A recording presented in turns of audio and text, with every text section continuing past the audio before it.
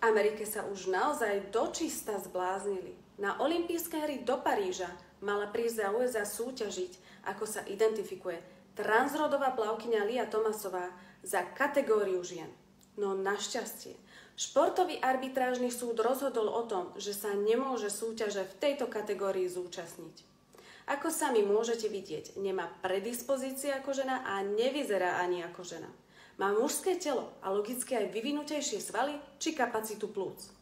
A tento plavec, ktorý prosím pekne nedávno aj pretekal v kategórii mužov, sa urazil, že to, akým spôsobom mu neumožnili súťažiť na olympijských hrách, je nezákonné a diskriminačné a odvolal sa na Medzinárodný športový súd.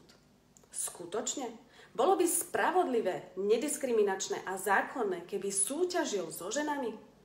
To sa môžu vážne športovci, ktorí nevedia vo svojej mužskej kategórii vyhrávať, začať identifikovať ako ženy a prejsť do ženských kategórií? Svet by sa mal konečne prestať blázniť za takouto šialenou progresivizáciou.